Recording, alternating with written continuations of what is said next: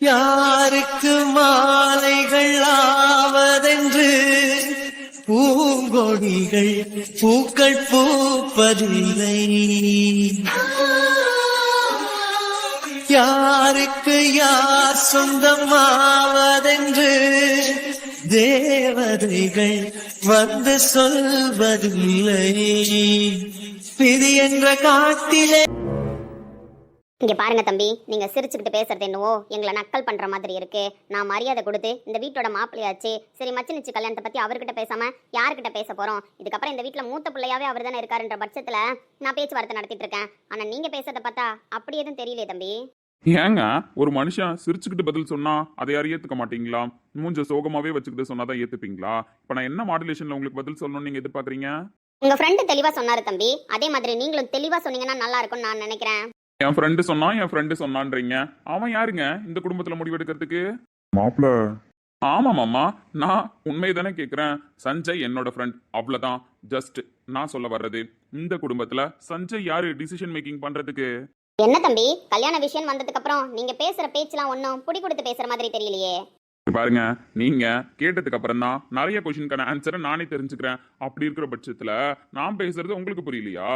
இவ்வளவு நாள் எனக்கு புரியாத மாதிரி நீங்க எல்லாத்தையும் பேசிட்டு இப்ப வந்து நான் பேசுறது புரியலங்கிறீங்களா? என்னங்க நியாயம்? மாப்பிள, உங்களை எப்படி பாக்குறோமோ அதே மாதிரி தான் சஞ்சய் தம்பியும் இந்த வீட்டுல ஒரு ஆளா பாக்குறோம். அப்படி இருக்கும்பொழுது நீங்க எப்படி சொல்லுவீங்கன்னு நான் எதிர்பார்க்கல. வேற எப்படி மாமா நான் சொல்றது? இல்ல வேற எப்படி சொல்லுவேன்னு நீங்களும் எதிர்பார்த்தீங்க?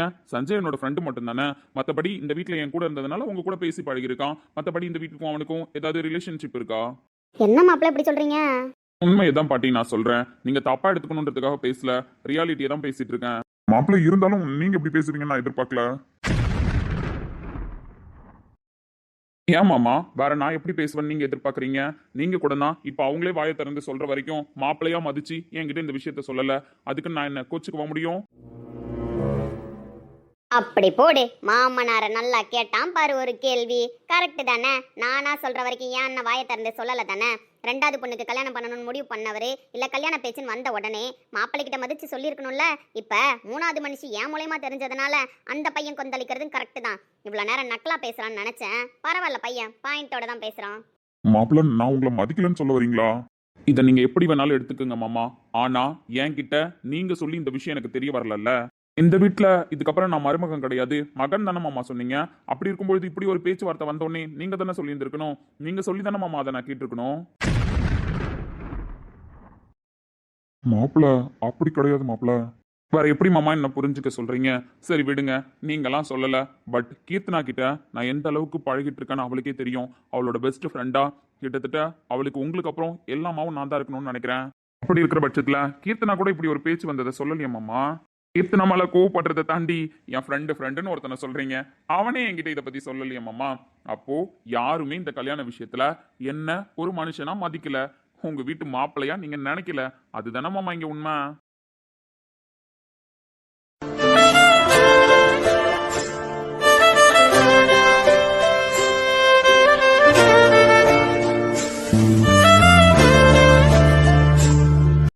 சரிங்க தம்பி, கோவப்படாதீங்க. நான் தான் அவசரப்பட்டு ஏதோ வாய் துடுக்கல சொல்லிவிட்டேன். அதுக்குன்னு மாமனார் மேல கோவப்படுறதா? கல்யாணம் ஆயிட்டு முத வந்திருக்கீங்க, இங்க இப்படி சண்டை நடக்கிறது என்னாலன்ற பட்சத்துல எனக்கு மனசு கேட்கல பாத்துக்குங்க. ஐயோ அம்மா, அப்படிலாம் இல்லம்மா. நீங்க என்ன பிள்ளையா நினைச்சிருக்கீங்க, அதனாலதான் இந்த விஷயத்த சொல்லியிருக்கீங்க. சொல்ல போனா உங்களுக்கு தான் நான் தேங்க்ஸ் சொல்லணும். என்ன நீங்க உங்க பிள்ளையா நினைச்சதுக்கு. எப்படியும் நான் உங்க புள்ள தானே.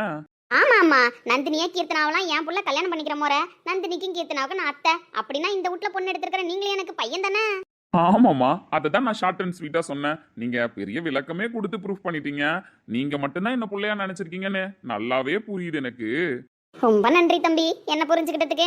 பரவாயில்லம்மா, இருக்கட்டும். இப்ப என்ன உங்களுக்கு நான் பேசுறது ஒரு மாதிரியா இருக்கு, உறுத்தலா இருக்கு, அவ்வளவுதானே? எனக்கு எல்லார் மேலையும் கோவம் இருக்குமா? ஆனா உங்க மேல எனக்கு கோவம் கிடையாது. இப்போ உங்க மேல எனக்கு இருந்த மரியாதையை விட ஒரு பங்கு மரியாதை அதிகமாயிடுச்சுன்னு தான் சொல்லணும். அப்படியே தம்பி. ஆமாம்மா, இப்ப என்ன உங்களுக்கு முடிவு தெரியணும், அவ்வளவுதானே? ஆமா தம்பி, முடிவு தெரியணும். எப்படி இப்ப முடிவு எடுத்துலாமா? இவ்வளவு தூரம் நீங்க ஆசைப்பட்டுட்டீங்க. கீர்த்தனாவும் வாயை திறந்து பிடிக்கல அப்படின்னா பிடிக்கலன்னு சொல்லியிருந்திருப்பா. என் மாமாவுக்கு விருப்பம் இல்லைனாலும் விருப்பம் இல்லைன்னு தான் சொல்லியிருந்திருப்பாரு. பட் யோசிச்சு சொல்றேன்னு சொல்லியிருக்க மாட்டாருல்ல. கீர்த்தனாவும் இதெல்லாம் கேட்டுட்டு அமைதியா இருந்திருக்க மாட்டாள்லம்மா. அப்ப இதுல இருந்து உங்களுக்கு தெரியலையா என்ன முடிவுன்னு? தம்பி என்ன சொல்றீங்க, ஒன்னும் புரியலையே. இருங்க, புரிய வச்சிருவோம் மாமா. தம்பி உங்களை மதிக்கலன்ற வார்த்தையை சொல்லிட்டீங்க, எனக்கு என்ன பண்றதுனே தெரியல. அதெல்லாம் விடுங்க மாமா, கேஷுவலாக எடுத்துக்கோங்க. அதில் எதுவும் இஷ்யூஸ் இல்லை. அதான் இப்போ தெரிஞ்சிருச்சு. தெரிஞ்சிட்ட உடனே நான் ஏனோ தானன்னு போக முடியாதுல்ல இந்த விஷயத்தில். அவங்க ஆசைப்படுறாங்க, நானும் வந்துட்டேன். அதனால முடிவு எடுத்துடலாம். உங்களோட விருப்பம் என்ன மாமா? உங்க முடிவுக்காக தான் மாமா நான் வெயிட் பண்றேன்.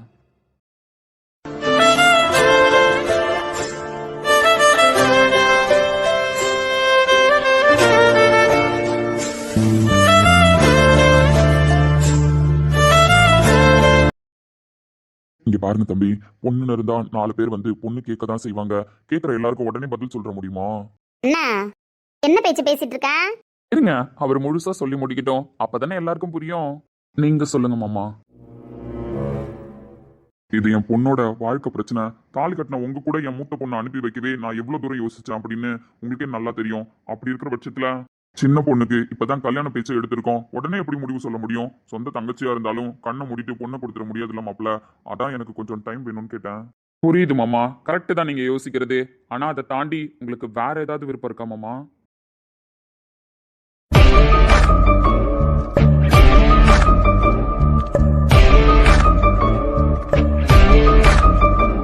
இப்போ வீட்டுல ஒரு பொண்ணு இருக்கான்னு வச்சுக்கோங்க, 4 பேர் வந்து கேட்கறதுக்கு தான் செய்வாங்க.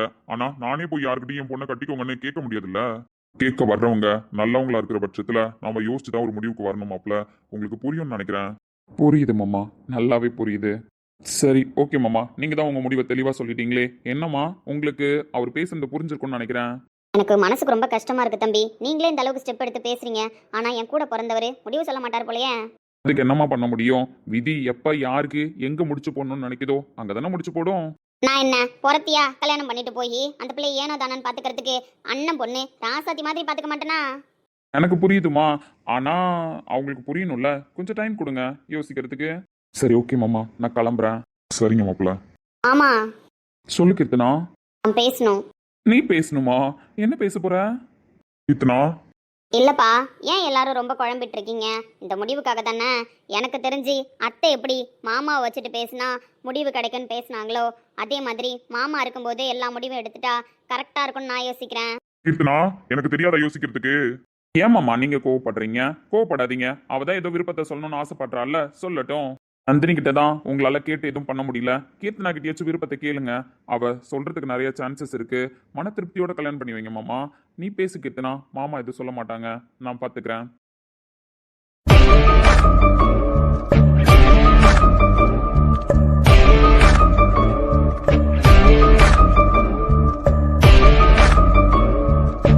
திமிர் பிடிச்சவ கணக்கா பேசாத. அங்கதான் பெரியவங்க பேசிட்டு இருக்காங்களா, அப்புறம் என்ன உனக்கு வாயி? கம்மன இருமா. இதே மாதிரி தான் அக்காவை வாய முடுன்னு சொல்லாம சொல்லி சொல்லி அவ வாழ்க்கைய இவ்வளவு நாளா வாழ விடாமலே பண்ணிட்டீங்க. நானாச்சும் வாயை திறந்து பேசுறேன், என் விருப்பத்தை சொல்றேன். ஏன் மாமா எல்லாரும் இதே யோசிச்சுட்டு இருக்கீங்க? என் கல்யாண முடிவு என்னன்னு தெரிஞ்சுக்கணும், அவ்வளவுதானே. நான் உங்ககிட்ட சொல்லிட்டா எல்லாருக்கும் புரிஞ்சிடுன்னு நினைக்கிறேன். அத்தை கேட்டதும் கரெக்டு தான், அதுக்கு நான் பதில் சொல்றதும் கரெக்டு தான். எனக்கு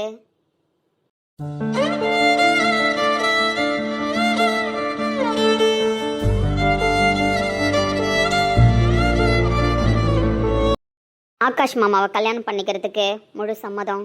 இஸ் இட்? உனக்கு என்ன பிடிச்சிருக்கா மாமா? பிடிச்சிருக்கு. ஆனா அன்னைக்கு நீ மிரட்டினிய. எல்லாம் கலந்தது தான் வாழ்க்கை. கல்யாண வாழ்க்கையில எல்லாம் கலந்து தான் இருக்கும். எனக்கு ஒன்று பிடிச்சிருக்கு, உனக்கு என்ன பிடிச்சிருக்கா, அவ்வளோதான் கேள்வி. பதில சொல்லிட்டா எல்லாரும் அவங்கவுங்க வேலையை பார்ப்பாங்க.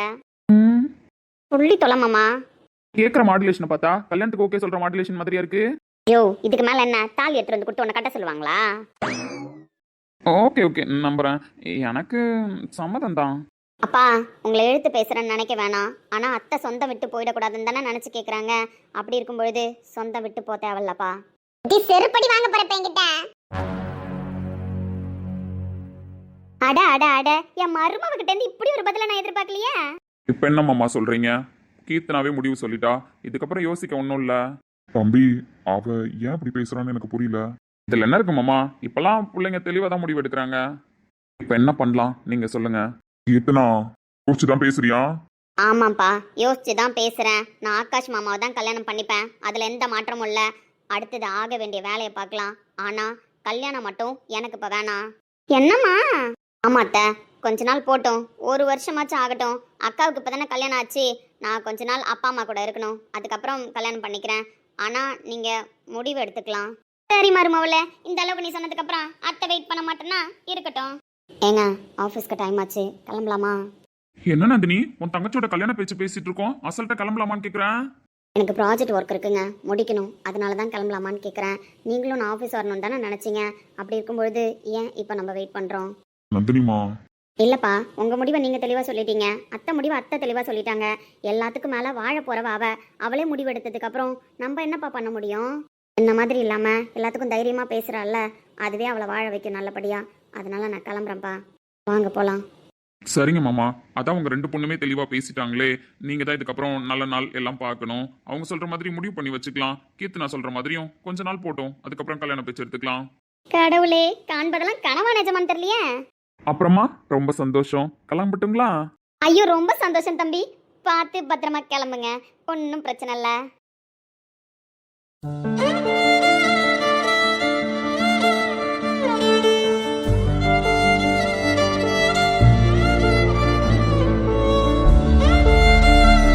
Good morning sir. குட் மார்னிங்ண்ணா, எப்படி இருக்கீங்க? நான் இன்னைக்கு தான் ஜாயினிங் விஷயமா உங்கள்கிட்ட பேசலான்னு வந்தேன். நீங்க என்னடாண்ணா? அண்ணா, என்ன நான் மறந்துட்டேனான்னு செக் பண்றீங்களா? அது வந்து இல்ல நீங்க என்ன மறந்துட்டீங்களா?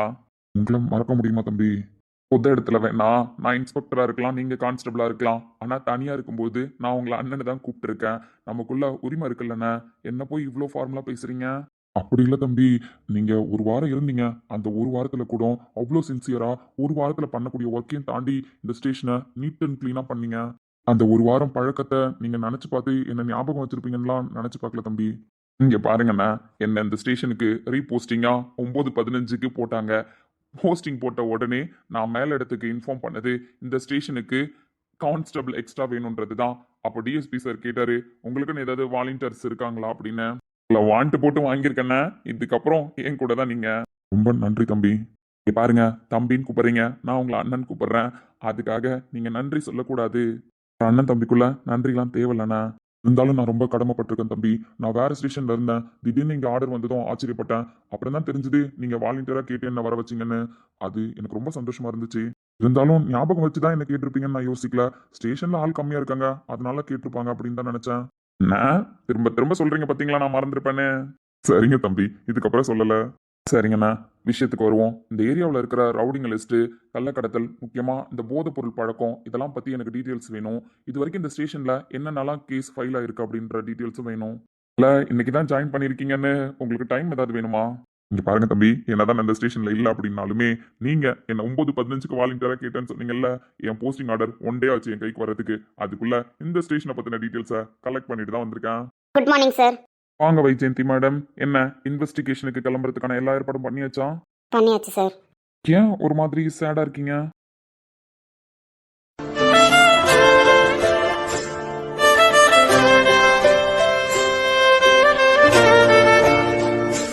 ஒன்றும் இல்லை சார், நான் ஃபைல்லாம் எடுத்துக்கிட்டேன். நீங்கள் போகலான்னு சொன்னீங்கன்னா போகலாம் சார். சரி, ஓகே, வெயிட் பண்ணுங்க, நான் வரேன்.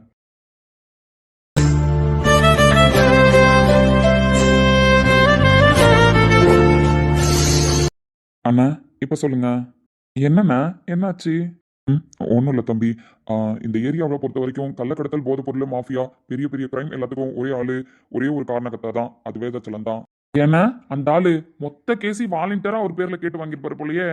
ஆமா தம்பி, இந்த ஸ்டேஷன்ல இருந்து அவர் மேல நேரடியா எந்த கேஸும் போட முடியல. இந்த ஏரியாவே அவர் தான் கண்ட்ரோல்ல வச்சிருக்காரு. எந்த போலீஸ் ஆஃபீஸர் கேஸ் எடுக்க வந்தாலும் இந்த ஸ்டேஷனுக்கு வர கம்ப்ளைண்ட் எல்லாமே அவர் கைக்கு போயிடும். கள்ளக்கடத்தல், போதைப் பொருள், நெட்வொர்க் எல்லாமே அவர் பேர்ல தான் நடக்குது. ஆனா ரெக்கார்ட்ல அவர் சுத்தமானவர். அப்ப மேல இடத்துக்கு எதுவுமே கம்ப்ளைண்ட் போலங்கிறீங்களா? போகும் தம்பி, போல நான் சொல்லல. ஆனா மேல போற கம்ப்ளைண்ட் எல்லாமே தன்னோட ஆளுங்க செல்வாக்கு மூலயமா அப்படியே சரி கட்டிடுவாரு.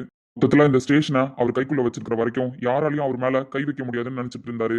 ஆனா இப்போ நம்ம கம்ப்ளைண்ட் அவர் மேல எடுக்கிறோம் அப்படின்ற தைரியத்தை மக்களுக்கு கொடுத்தா கம்ப்ளைண்ட் பண்ணதானே செய்வாங்க பாதிக்கப்படுறவங்க. கண்டிப்பா அவர் மேல நம்ம ஒரு ஆக்ஷன் எடுத்தா கூட போதும், அதுக்கப்புறம் தைரியமா வந்து கம்ப்ளைண்ட் பண்ணுவாங்க தம்பி. இப்ப சொல்லுங்க, அவர் மேல மொத்தமா எத்தனை கேஸ் பெண்டிங்ல இருக்கு, என்னென்ன பினாமி பேர்ல என்னென்ன பிசினஸ் நடக்குது அப்படின்னு கண்டுபிடிங்க. தம்பி, எனக்கே ஒரு சில டீடைல்ஸ் தெரியும். ஃபைல் படி பார்த்தா போதைப் பொருள் கடத்தல் வழக்கு 4, மறைமுக கேஸ் கள்ள கடத்தல், அப்புறம் அத்துமீறி வழக்கு அப்படின்னு ஒரு 6 கேஸ் பெண்டிங்ல இருக்கும். ஆனா நேரடியா அவர் பேர்ல எதுலையுமே வராத மாதிரி 5க்கும் மேற்பட்ட பினாமிகளை வச்சுதான் எல்லாத்தையும் ஏற்கிறாரு. அந்த ஆளு அங்க சுத்தி இங்க சுத்தி இப்போ எங்க கை வைக்கிறோம்னு தெரியாம கை வச்சுட்டாரு. புரியல தம்பி. இல்லண்ணா, யாரோ ஒருத்தன் வந்தான், ஒரு வாரம் சார்ஜ் எடுத்துக்கிட்டான், நம்ம பேரை கேள்விப்பட்டு ஓடிட்டான் அப்படின்னு அவர் நினைச்சிட்டு இருக்காரு. ஆனா வந்தது நான் தானே இப்பதான் தெரிய வந்திருக்கு அவருக்கு. அப்ப 10 நாள் ஏன்டா நோட் பண்ணாம அவனை விட்டோன்னு அவரு இதுக்கப்புறம் கதற போறாரு. என்னை பத்தி முழுசா தெரிஞ்சுக்காம விட்டுட்டாரு. அவரு நார்மலா மோதிந்தாலே அவரோட ஹிஸ்டரியை தலைகீழ புரட்டியிருப்பேன். ஆனா இப்போ அவரு கை வச்சதே வேற இடம். அதனால அவர் வாழ்நாளுக்கு அனுபவிக்கக்கூடிய தண்டனையை நான் கொடுக்கணும் அவருக்கு. அவரால் பாதிக்கப்பட்டவங்க நிறைய பேர் தம்பி. ஆனா நேரடியா கேஸ் எதுவுமே ஃபைல் ஆகல. ஆகும்ண்ணா, இதுக்கப்புறம் ஆகும், ஆக வைக்கிறேன்.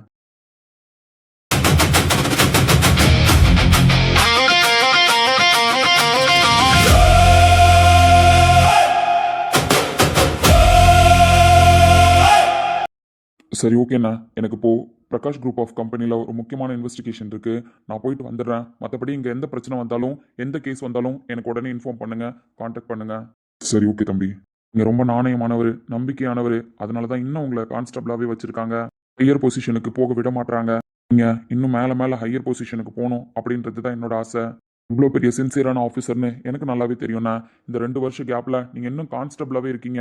உங்களுக்கு என்ன செய்யணுமோ அதை நான் கண்டிப்பாக பண்ணுவேன். இந்த கான்ஸ்டபிளை ஞாபகம் வச்சு 2 வருஷத்துக்கு அப்புறம் நீங்கள் கூப்பிட்டதே எனக்கு ரொம்ப சந்தோஷம் தான் தம்பி.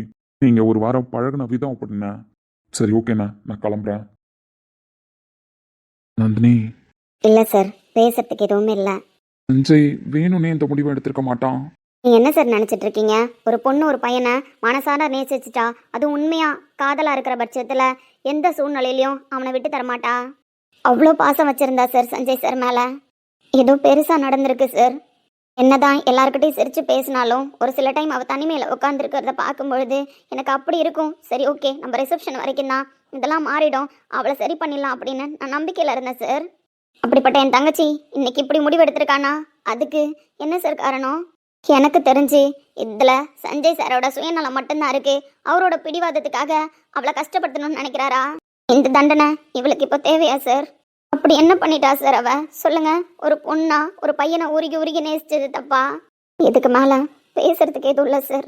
நீங்க என்ன பேசுனீங்க, எங்க அப்பா என்ன அதுக்கு பதில் சொன்னாருன்றத நான் ஒன்றும் புரிஞ்சுக்க முடியாத அளவுக்கு முட்டாள் இல்லை. நீங்களே கேட்டுட்டு தானே வந்திருக்கீங்க எங்க அப்பா என்ன பேசினாருன்னு. நான் அப்பவே சொன்னல சார், ஒரு வார்த்தை பேசி பார்க்கலான்னு. அவர் தான் சொல்றாருன்னு நீங்களும் வேணான்னீங்க. சரி ஓகே அப்படின்னு தானே நான் வெயிட் பண்ணேன், நம்ம ரிசப்ஷன் முடிட்டுன்னு சொல்லிட்டு. ஆனா எங்க அத்தை எவ்வளோ தைரியமா எவ்வளோ சாமர்த்தியமா காய நகர்த்திருக்காங்க பார்த்தீங்களா? என் தங்கச்சி ஒருத்தவங்க மேல பாசம் வச்சுட்டா எந்த அளவுக்கு வேணாலும் இறங்கி போவா. அதுக்கு சஞ்சய் சார் மேல அவ வச்சிருந்த காதல் சாட்சி. அதே மாதிரி அவங்க வேணான்னு முடிவு எடுத்துட்டாலோ, அவங்க மேல வச்சிருந்த பாசத்தை வெறுத்துட்டாலோ எந்த அளவுக்கு வெறுப்பா அப்படின்றதுக்கு இப்போ அவ எடுத்திருக்காளே இந்த முடிவு சாட்சி. நான் போய் என் ஒர்க்கை பார்க்குறேன் சார். இதுக்கப்புறம் என்ன முடிவு எடுக்கணுன்றத கடவுள் முடிவு பண்ணட்டும். இவள் போலே இவளை போலே வாழ்வில் நண்பர்கள் இல்லை. மறு ஜென்மம் வந்தால் கூட நான் தான் இவளின் பிள்ளை. என்றும் என்றென்றும் இவள் சொந்தம் வேண்டும். நந்தினி, என்னாச்சுமா? ஒன்றும் இல்லை மீரா மேடம், சும்மாதான். இல்லை, ஏதோ யோசனையில் இருக்கிற மாதிரி இருந்துச்சு, அதான் கேட்டேன். அப்படிலாம் இல்லை மேடம், நான் முடிச்ச வரைக்கும் ஒர்க் உங்களுக்கு அனுப்புகிறேன். எதுக்கும் கரெக்டாக இருக்கான்னு செக் பண்ணிக்கோங்க. ப்ராஜெக்ட் முடிக்கிறதுக்கு டைம் வேறு நெருங்கிடுச்சு. நேற்று வேறு தேவையில்லாமல் ஒர்க் பார்க்க முடியாத சூழ்நிலை வந்துருச்சு. கடவுளே, நேற்றைய சூழ்நிலையை மட்டும் ஞாபகம் கொடுத்தாதானே? மேடம் சீரியஸாக நான் சொல்லக்கூடாதுன்னு சொல்லாமல்ல. அப்போ உனக்கு தெரியும், ஒத்துக்கிறேன். தெரியும் மேடம். ரோஹித் சார் என் ஹஸ்பண்டாக இருக்கிற பட்சத்தில் அவர் ஃப்ரெண்டை பற்றி அவர் சொல்லியிருப்பார்ல என்கிட்ட. நான் ஒய்ஃபாக இருக்கிறதுனால, மற்றபடி நான் நார்மல் ஸ்டாஃபாக இருந்தால் எனக்கு இப்போது சஞ்சய் சார் விஷயம்லாம் தெரிஞ்சிருக்க வாய்ப்பு இல்லை மேடம். புரியுதுடாம்மா. இப்போல்லாம் நீ என்னை கொஞ்சம் தெளிவுபடுத்த தான் ட்ரை பண்ணுற. நான் தான் கொஞ்சம் தெளிவு இல்லாமல் சுற்றிட்டு இருக்கேன். அந்த மனுஷனையும் என் கேபினில் லெட்டர்லாம் எழுதி வச்சுட்டு தான் போயிருந்தாரு. ஆனால் நான் தான் அதை சரியாக பார்க்காம ஷாக் ஆகி தொலைச்சேன். அப்படியா? உங்களுக்கு லெட்டர்லாம் எழுதி வச்சுட்டு போனாரா? ஆனால் எனக்கு ஒரு சந்தோஷம் தெரியுமா? ரோஹித் சாருக்கு எனக்கு மட்டும்தான் ஸ்பெஷல் லெட்ரு, மற்ற யாருக்கிட்டையும் சொல்லிக்கலாம் போல. ஏன் மேடம், உங்களை சஞ்சய் சார் இது வரைக்கும் ஏதாவது கஷ்டப்படுத்திருக்காரா? அப்படிலாம் கஷ்டப்படுத்துறது கிடையாது. எப்போவுமே தைரியமாக இருக்கணும், எப்போவுமே தன்னம்பிக்கையோடு இருக்கணும். பொண்ணுங்கன்னா இப்படி இருக்கணும் அப்படி இருக்கணும், நிறைய மோட்டிவேஷனல் ஸ்பீச் தான் பேசியிருக்காரு. நான் டவுன் ஆனால் கூட என்னை திரும்ப ஸ்ட்ராங்காக உட்கார வைக்கிறது அவரோட பேச்சு தான் நிறைய டைம். சஞ்சய் சார் எல்லாருக்குமே ஒரு பெஸ்ட்டு சோல் தாம்மா. அப்படி இருக்கும்பொழுது இந்த ஆஃபீஸ்லேருந்து அவர் போயிட்டாரேன்னு ஒரு பக்கம் வருத்தம் இருக்கு. இருந்தாலும் அவரோட ஃப்ளாஷ்பேக்கை கேட்குற பட்சத்தில் நல்ல மனுஷன் யார் இருக்கா அந்த மாதிரிலாம் ஃப்ரெண்ட்ஷிப்காக வேலையை தூக்கி போட்டவர் இப்போ அதே ஃப்ரெண்ட்ஷிப்காக யூனிஃபார்மை போட்டிருக்காரு. நினைச்சு பாரு நந்தினி, நேத்தி மட்டும் சஞ்சய் சார் இல்லாம வேற யாராவது இருந்திருந்தாங்கன்னு வச்சுக்கோங்க, யார் பேச்சையாவது கேட்டுக்கிட்டு கையோட ஏதாவது போதை பொருள் எடுத்தாந்து வச்சு இங்கதான் இருந்தது எடுத்தான் அப்படின்னு சொல்லியிருப்பாங்க. ஆனா எனக்கு தெரிஞ்சு ஏதோ விஷயம் நடந்திருக்கு நந்தினி, அதை தான் அவர் கண்டுபிடிக்க ட்ரை பண்றாரு.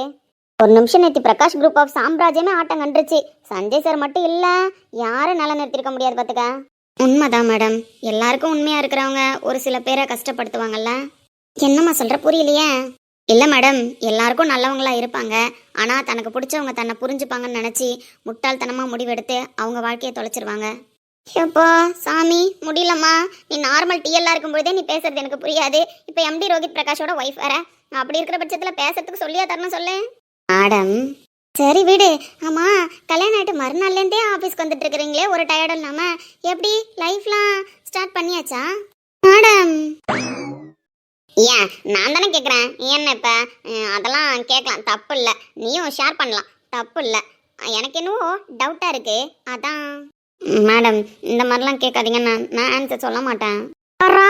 வெக்க மாதிரியும் தெரியலையே, ஏதோ மறைக்கிற மாதிரி தான் தெரியுது. அப்படிலாம் இல்லை மேடம், நீங்கள் வேற. இல்லைம்மா, நீ ரோஹித் சாரோட ஒய்ஃப்னு தெரியறதுக்கு முன்னாடி கூட நீ எம்டி சார் ரூமுக்கு அடிக்கடி போவ வருவ. இந்த பயபுலைங்களாம் ஏதோ கிசு கிசுத்து பேசிட்டு கிடந்ததுங்க. பட் ரோஹித் சார் அப்படி இருக்க மாட்டாரு, நீ அப்படி இருக்க மாட்டா அப்படின்னு நினைச்சோம். ஆனால் அவர் ஏன் அத்தனை தடவை கூப்பிட்டாருன்றதுக்கு பின்னாடி தான் இந்த மஞ்சக்கயிறு இருந்துச்சுன்றது தெரியாம போச்சே. ஆனா ஆஃப்டர் மேரேஜ் இப்போ நீ 2 days ஆஃபீஸ் வர, அப்படி இருக்கிற பட்சத்துல காலையிலேருந்து ஈவினிங் வரைக்கும் அவர் ரூம் பக்கம் போற மாதிரியே தெரியலையே. அப்படிலாம் இல்லை மேடம், வேலை இருந்தால் தான் அப்பவும் போவேன் இப்பயும் போவேன் அப்படின்ற. அப்படிதான் மேடம், நீங்க தயவு செஞ்சு தப்பா புரிஞ்சுக்காதீங்கன்னு. புரிஞ்சுக்கல. ஆனா ஒரு விஷயம் நந்தினி, தப்பா எடுத்துக்க மாட்டியே மேடம். மேனேஜர்ன்ற லெவலெல்லாம் தாண்டி இப்போ உங்க கூட நான் ஒரு சிஸ்டர் ஃபீல்ல தான் இருக்கேன். நீங்க என்ன வேணாலும் சொல்லலாம், நான் கேட்பேன். ரோஹித் சார் லைஃப்ல என்ன நடந்துச்சு என்ன போச்சு அப்படின்றதெல்லாம் நம்ம ஒரு பக்கம் வச்சிடலாம். ஆனா மனுஷன் நிறைய கஷ்டப்பட்டுட்டாரு சின்ன வயசுலேருந்து. இதுக்கப்புறம் அவரு சந்தோஷமா மட்டும்தான் இருக்கணும். அதே மாதிரியே சஞ்சய் சாரும் நிறைய கஷ்டப்பட்டுட்டாரு, அவரு லைஃப்ல சந்தோஷமா தான் இருக்கணும். இப்போ ரோஹித் சாருக்கு கல்யாணம் ஆயிடுச்சு, நீ அவர் கூட இருக்க. பிஸ்னஸ்ஸு தோ இப்போ ப்ராஜெக்ட்டு இதெல்லாம் இருக்குது, அதெல்லாம் ஒரு பக்கம் இருக்கட்டும், நான் பார்க்க வேணான்னு சொல்லணேன். ஆனால் லைஃப்பில் அடுத்தடுத்த கட்டத்துக்கு அந்தந்த வயசில் போயிடணுமா. இப்போ ரோஹித் சாருக்கு மேரேஜ் ஆகாமல் இருந்தது எவ்வளோ இஷ்யூவாக பேசிகிட்டு இருந்தாங்க தெரியுமா?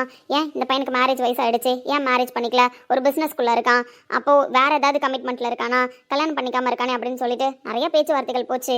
பட் அவருக்கு பின்னாடி இப்படி ஒரு மேரேஜ் இருந்திருக்குன்னு யாரும் எதிர்பார்க்கல. இப்போ அடுத்த கட்டமா என்ன பேசுவாங்க, ரோஹித் பிரகாஷ்க்கு கல்யாணம் ஆயிடுச்சு, அடுத்தது பிரகாஷ் குரூப் ஆஃப் சாம்ராஜ்யத்தை ஆள்றதுக்கு ஒரு வாரிசு வரணும் அப்படின்னு தான் எதிர்பார்ப்பாங்க. ஏன்னா பிரகாஷ் குரூப் ஆஃப் கம்பெனில ஃபர்ஸ்ட் பையன் ரோஹித் சார். இவரோட மேரேஜ் எந்த அளவுக்கு பேசினாங்களோ அதே மாதிரி அடுத்த கட்டம் அவர் வாழ்க்கையில வரப்போற குழந்தைய பத்தியும் பேச ஆரம்பிப்பாங்க. இந்த ப்ராஜெக்டை நீ கம்ப்ளீட் பண்ணணும், இது உன்னோட தலையெழுத்தையே மாற்ற போற ப்ராஜெக்ட், நான் தப்பு சொல்லல. ஆனா அதுக்கப்புறம் நீ சொன்ன பத்தியா என்ன ஒரு சிஸ்டரா பாக்குறேன்னு சொல்லிட்டு, அப்படி சிஸ்டரா பாக்குறது உண்மை அப்படின்னா இந்த சிஸ்டரோட பெஸ்ட் அட்வைஸ், ஒரு குழந்தைய பெற்றுக்கிட்டு அதுக்கப்புறம் பிஸ்னஸ் லைஃப்குள்ளவா, ஓகேவா? ஏன்னா இந்த ஸ்ட்ரெஸ்ஸு இந்த கமிட்மெண்ட்ஸு இதெல்லாம் எதை வேணாலும் எப்படி வேணாலும் கொண்டு போய் முடிக்கலாம். குழந்தைன்றது இப்போல்லாம் வாங்க வேண்டிய வரமாக மாறிடுச்சு. ஓடிக்கிட்டு இருக்கிற வாழ்க்கையில் ஸ்ட்ரெஸ்ஸும் இந்த ஒர்க் ப்ரெஷரும் கலந்துட்டு இருக்கிறதுனால தான் நிறைய பேருக்கு குழந்தை கண்ணுக்கு தெரியாமல் கனவாகவே இருக்குது. அதே மாதிரி நீயும் இருந்துடாத, சார் இருந்துட போகிறாரு. இந்த ப்ராஜெக்டை முடிச்சுட்டு அதுக்கப்புறம் எங்களுக்கு குட்டி நந்தினியோ குட்டி ரோஹித் சாரோ வந்ததுக்கு அப்புறம் தான் நீங்கள் ப்ராஜெக்ட்குள்ளே வந்து இவ்வளோ இன்வால்மெண்ட்டாக பார்க்கணும், சரியா? என்ன நந்தினி இவ்வளோ தூரம் சொல்லிட்டு இருக்கேன், எதை யோசனையில் இருக்க? இல்லை மேடம், நீங்கள் சொல்கிறது புரியுது. இப்போது நடைமுறையில் இருக்கிற வாழ்க்கையை பற்றி சொல்கிறீங்க. கண்டிப்பாக மேடம், எல்லாருமே அதான் ஆசைப்பட்டுட்டு இருக்காங்க. இந்த ப்ராஜெக்ட் முடிச்சதுக்கப்புறம் நீங்கள் சொல்கிற மாதிரி எல்லாம் நடக்கும் மேடம். பரவாயில்ல, இவ்வளோ மெச்சூர்டாக புரிஞ்சுக்கிட்ட கன்வே பண்ண விஷயத்த. ஏன்னா டாக்டரை பார்க்க ஓடுறதை விட இந்த லேப்டாப்பு ப்ரெஷரு டிப்ரெஷனு இதெல்லாம் தூக்கி ஒரு ஓரமாக வச்சுக்கிட்டு ஹஸ்பண்ட் அண்ட் ஒய்ஃபும் பீஸ்ஃபுல்லாக ஒரு லைஃப் வாழ்ந்தாலே வாழ்கிற வாழ்க்கையும் சொர்க்கம்தான். இதோ இப்போ தேடிட்டு இருக்கமே புதையெல்லாம் ஒரு குழந்தை, அதுவும் தானாக கைக்கு வந்திருந்தான். அதை புரிஞ்சுக்கிட்டு லைஃப்பை வாழ்ந்துருந்தான் இப்போ நான் சொல்ல வரேன். நான் ஒர்க்கில் எவ்வளோ டெடிக்கேட்டிவாக இருப்பேன்னு எனக்கு தெரியும், சார் எந்த அளவுக்கு டெடிக்கேட்டிவாக இருப்பாருன்னு எனக்கு தெரியும். அதனால பிஸ்னஸ்னு அடுத்தது பிஸ்னஸை பார்க்காம 2 பேரும் ஃபேமிலி லைஃப்குள்ளேயே என்ஜாய் பண்ணுங்க. இப்போ ரிசப்ஷன் முடிஞ்சு மறுநாளே வந்துட்டேன். இதை பற்றின டாப்பிக்கும் வெளியில் போயிட்டு தான் இருக்கும். பட் ப்ராஜெக்ட்னு ஒரு விஷயம் இருக்கிறதுனால இதை நான் இக்னோர் பண்ணியிருப்பீங்க.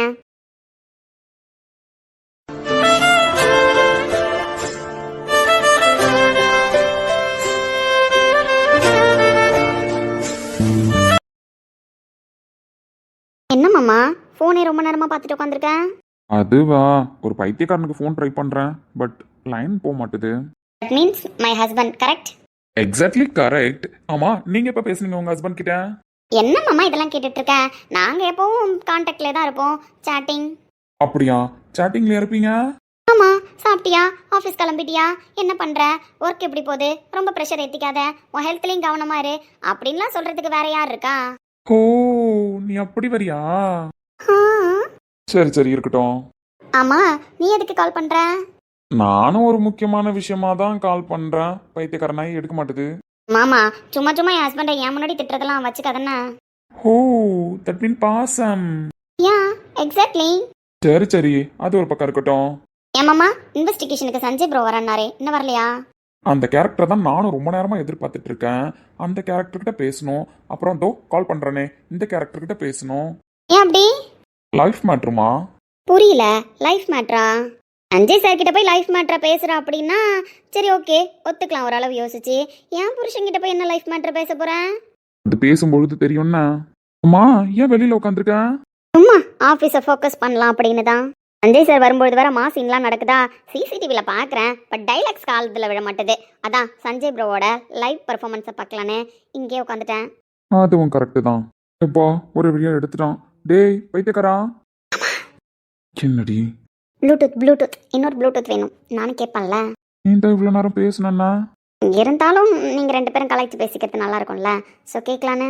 சரி, ஆசைப்பட்டுட்ட கேளு. எதுக்கு நான் ஏன் நோய் நோய் நோயின்னு ஃபோன் அடிச்சுட்டே இருக்கேன்? எல்லாம் ஒரு லவ் தான். எஜிப்பா பைத்தியம். மச்சான், ஃபாரின் கண்ட்ரிக்கு போய் கூட மாடா லோக்கலா பேசிட்டு தெரியறேன்.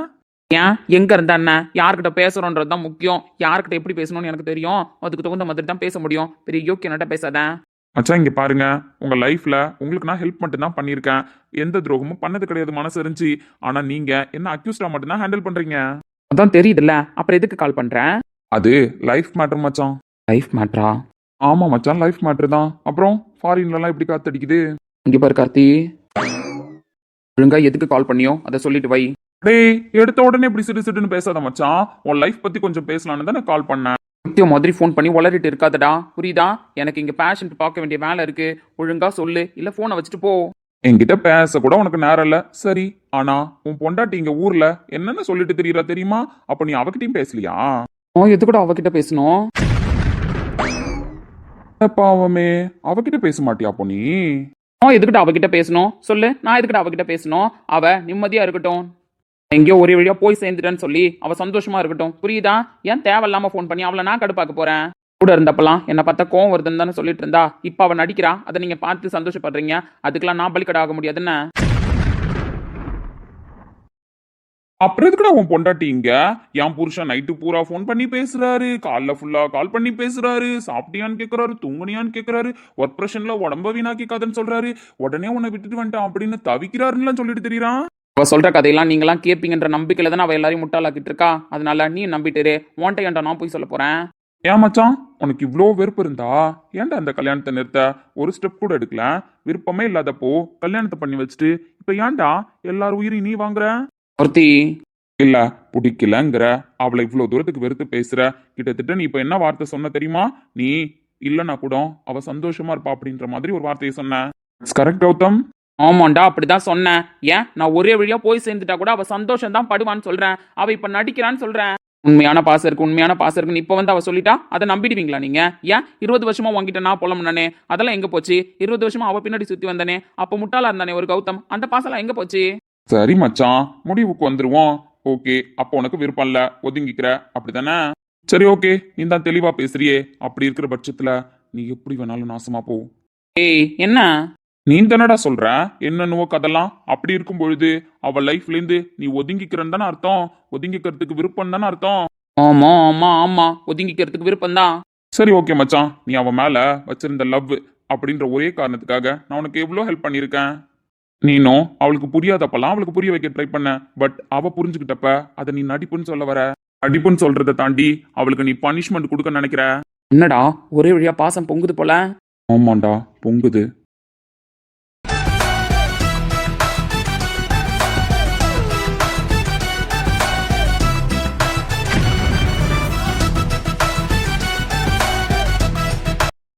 அவ என் அத்தை பொண்ணு, எந்த விதத்திலையும் கஷ்டப்படக்கூடாதுன்னு பார்த்து பார்த்து வளர்த்துருக்கோம். அவளுக்கு ஒரு சின்ன கஷ்டம் வந்தா கூட அதுக்காக ரோஹித் ப்ரோவும் நானும் எவ்வளோ கஷ்டப்பட்டிருக்கோம் தெரியுமாடா? பாரு கார்த்தி, ஏன் அவ பட்ட கஷ்டம் மட்டும்தான் உன் கண்ணுல தெரியுதா? நான் பட்ட கஷ்டம் உனக்கு தெரியலையா? பாரு கௌதம், நீ பட்ட கஷ்டத்தையும் புரிஞ்சுக்கிட்டதுனால தான் நான் சொல்றேன். உங்க லைஃபுக்குன்னு ஒரு எண்டு கார்டு வந்துருச்சு, 2 பேரும் அண்டர்ஸ்டாண்ட் பண்ணிக்கோங்கன்னு சொல்லிட்டு. ஆனா நான் சொன்ன எதுவுமே உன் காதுல ஏறல, அவ காதுல ஏறிடுச்சுன்னு தான் நான் நம்புறேன். ஏன்னா அவ மாற்றத்தை நான் பாக்குறேன், அதை நான் நம்புறேன். ரொம்ப நான் நம்பிக்கை மச்சான். எனக்கு எந்த ஒப்பீனியனும் கிடையாது அதுல, புரியுதா? என்னோட விருப்பத்தை நான் சொல்லிட்டேன். இங்க பாரு கௌதம், அவளை நீ இப்ப கஷ்டப்படுத்தி மட்டும்தான் பாக்குற. அவ சிரிக்காம அமைதியா இருந்தப்ப கூட அவ நல்லா இருக்கான்னு நினைச்சிட்டு இருந்தேன்டா. இப்ப அவ முகத்துல சிரிப்பு இருக்கு, ஆனா மனசுல சந்தோஷம் கிடையாது. என்கிட்ட வந்து இப்ப ஃப்ரெண்டு முக்கியமா இல்ல உன் அத்தை பொண்ணு முக்கியமா அப்படின்னு கேட்டா நான் என் அத்தை பொண்ணு முக்கியம் தாண்டா சொல்லுவேன். ஏன்னா பைத்தியக்காரத்தனமா அவளை புரிஞ்சுக்காம நீ பனிஷ்மெண்ட் கொடுக்கறதுக்கு நான் ஃப்ரெண்டு முக்கியம்னு சொன்னேன்னு வச்சுக்கோயேன், என்னை விட ஒரு பெரிய முட்டாள் யாரும் இருக்க முடியாது. இருக்கட்டும் இருக்கட்டும், எத்தனை நாள் நான் அழுதுருப்பேன். பாரு கௌதம், தட்ஸ் யுவர் லிமிட். என்ன நீ அனுபவிச்ச எல்லாத்தையும் அவ அனுபவிக்கணும்னு நினைக்கிறியா? இப்ப நீ பண்றதுக்கு பேர் என்ன லவ்வா, பழி வாங்குறது? உனக்கு அவ வேணானா முடிவெடுத்து தொலைனாய, நான் உன்னை வற்புறுத்த மாட்டேன். ஏன்னா இதுக்கப்புறம் உன்னை ஒரு வாழ்க்கைக்குள்ள தள்ளுறதுக்கு நான் ரெடியா இல்ல. அவ உனக்கு வேணாம், அப்படிதானே? அவகிட்ட நீ பேச மாட்ட, அவ பேச வந்தாலும் நீ ஒத்துக்க மாட்ட, பேசுறதுக்கு நீ ரெடியா இல்ல, அப்படிதானே? எனக்கு எதுவும் தெரியாதுன்னு நினைச்சிட்டு இருக்கியா கௌதம்?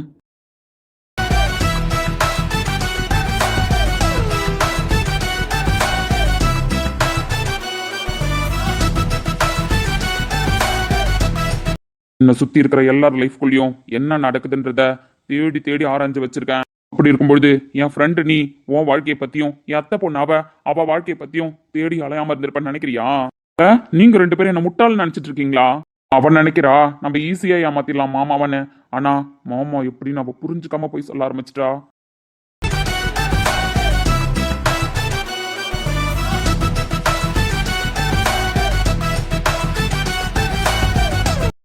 சோ அவ கூட உனக்கு வாழ பிடிக்கல, அப்படித்தானே? நீ ஃபாரின்ல வேற ஒரு பொண்ணை பார்த்து செட்டில் ஆகு, இல்ல அவளையே நினைச்சுக்கிட்டு வாழாம கூட இரு. ஆனா அவ கூட வாழாம இருக்கிறதுக்கு எதுக்குடா அவளுக்கு இப்ப பனிஷ்மெண்ட் கொடுத்துட்டு இருக்க? 20 வருஷமா அவ பின்னாடி பைத்தியக்கார மாதிரி சுத்தின. அவ ஏதோ ஒரு தப்பு பண்ணிட்டா அப்படின்றதுக்காக அவளை தூக்கி போட்டுட்டு இந்த அளவுக்கு பேசுறல்ல, உன் வார்த்தைய இந்த அளவுக்கு துணிஞ்சிருச்சுல்ல. போடா, விட்டுட்டு போயிட்டே இருக்கணும். 20 வருஷமா நினைச்ச நீயே ஒரு காதலிக்கு பனிஷ்மெண்ட் கொடுக்கும்போது இப்பதான் அவ உன்னை பத்தி நினைக்க ஆரம்பிச்சிருக்கா. அப்படி இருக்கிற அவளோட மனசுல இருந்து ஒன்ன தூக்கி போட வைக்கிறது ஒன்னும் பெரிய விஷயம் இல்ல. நானே, புரியுதா, நானே ஒரு நல்ல பிசினஸ் மேனா பார்த்து அவளுக்கு கல்யாணம் பண்ணி வைப்பேன். ஒழுங்கா அவ கூட வாழணும்னா வாழு, வேண்டான்னா முடிவு பண்ணு.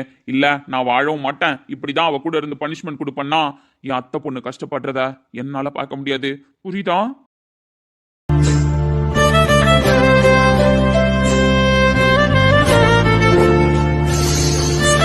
அவ சிரிக்கிறது உண்மையான சிரிப்பு இல்லைன்னு எனக்கு நல்லாவே தெரியும்டா. ரோஹித் ப்ரோக்கு இது தெரிய வரும்போது அவர் உன்னை என்ன பண்ணுவாருன்னு உனக்கே தெரியாது. மிரட்டுறன்னு நினைச்சா அப்படியே வச்சுக்கோ. கர்த்தனமா உன் வாழ்க்கையை நீ நாசம் பண்ணிக்கோ, புரியுதா? அதுக்காக அவ வாழ்க்கையை என்னால நாசம் பண்ண முடியாது. எங்களுக்கு இலக்கியா வேணும், அவ்வளவுதான். புரியலையா உன் இஷ்டம் அன்பே போ, என் கனவு கலைந்தாலும் நீ இருந்தாய் அன்பே போ, நீ தொட்ட இடமெல்லாம் எரிகிறது அன்பே போ, நான் போகும் நிமிடங்கள். ஏன் கார்த்தி, உனக்கு நான் பைத்தியக்கார மாதிரி சுத்தந்தெல்லாம் ஞாபகம் இல்லையாடா? உனக்கு மட்டும்தான் இலக்கியா வேணுமா? நான் இலக்கியா வேணும்னு நினைக்கலையா? இலக்கியான்னு பைத்தியக்கார மாதிரி சுத்தினவன்டானா என் மொத்த வாழ்க்கையுமே இலக்கியாவுக்காக எழுந்துட்டு நிக்கிறேன். அப்படி இருக்கும்போது நான் கோவப்படுறது மட்டும் தப்பாடா? மச்சான், நீ கோவப்படுற நியாயத்தெல்லாம் நான் பேசவே இல்லை. நீ இலக்கியாவை சுத்தி வந்தவன் தான். ஆனா அவ ஏதோ ஒரு தப்பு பண்ணிட்டா, இப்போ உன்னை கல்யாணமும் பண்ணிக்கிட்டா. அப்படி இருக்கும்போது அவளுக்கு அதை எடுத்து சொல்லி நீ ஏன் நினைக்க மாட்ட? அவ பண்ண தப்ப சொல்லி காமிப்போம், அவ புரிஞ்சுக்காதப்பெல்லாம் புரிய வைக்க முயற்சி பண்றோம். இப்ப புரிஞ்சுக்கிட்டா அவகிட்ட நம்ம எல்லாத்தையும் சொல்லி 2 பேரும் மனசு விட்டு பேசுவோம். நீ ஏன்டா நினைக்க மாட்ட? இங்க பாரு கௌதம், தயவு செஞ்சு ஒண்ணு அவகிட்ட எடுத்து சொல்லு, இல்ல எடுத்து சொல்ல விருப்பம் இல்லைன்னா ஒதுங்கி போயிடு. அதுதான் உங்க 2 பேருக்குமே நல்லது. இல்ல 2 பேரும் பேசி ஒரு முடிவுக்கு வரமாட்டோம், நாங்க பேச மாட்டோம், ஊரை ஏமாத்திட்டு பொய்யாதான் சிரிப்போம்னு சொன்னீங்கன்னா உங்க 2 பேரோட லைஃபை பிரிக்கிறது ஒன்றும் பெரிய விஷயம் இல்ல. மிஸ்டர் ராஜேஷ்குமார், உங்க சைனும் நான் போடுவேன். இலக்கியா ராஜேஷ்குமார் அவங்களோட சைனையும் நான் போடுவேன். 2 பேரையும் ஒரு வார்த்தை கூட கேட்க மாட்டேன். நானே பர்சனலா இன்வால்வ் ஆகி வக்கீல்கிட்ட போய் மியூச்சுவலா ஒரு டைவர்ஸை ரெடி பண்ணி 2 பேர் காப்பிலையும் நானே சைன் போட்டு கொடுத்துட்டு இந்தான்னு ஆளுக்கு ஒரு காப்பி கொடுத்துட்டு போயிட்டே இருப்பேன். அதுக்கப்புறம் அவ லைஃப்ல நீ வரக்கூடாது, புரியுதா? அவன் மைண்டை மாத்தி அவளுக்கு எப்படி மேரேஜ் பண்ணி வைக்கணும்னு எனக்கு தெரியும். அவளுக்கு மேரேஜ் பண்ணி வச்சுட்டு போயிட்டே இருப்பேன். அந்த வானம் அழுதாத்தா இந்த பூமியே சிரிக்கும். வானம் போல் சில பேர் சொந்த வாழ்க்கையும் இருக்கும். பைத்தியக்காரத்தனத்துக்கு அவளை பலியாக்க முடியாது, அவளோட பிடிவாதத்துக்கு உன்னை பலியாக்க முடியாது. எனக்கு 2 பேரோடும் வாழ்க்கையுமே முக்கியம். அதனால மரியாதையா உண்மை என்னன்னு புரிஞ்சுக்கிட்டு ஒன்று சேர்ந்து வாழுங்க. இல்லைனா கையெழுத்து கூட நானே போடுவேன்னு சொல்லிட்டேன். அந்த கையெழுத்து மூலயமா உங்களை பிரிச்சுட்டு போயிட்டே இருப்பேன். செய்ய மாட்டேன் மட்டும் நினைக்காத கௌதம், கண்டிப்பா செய்வேன். That's enough.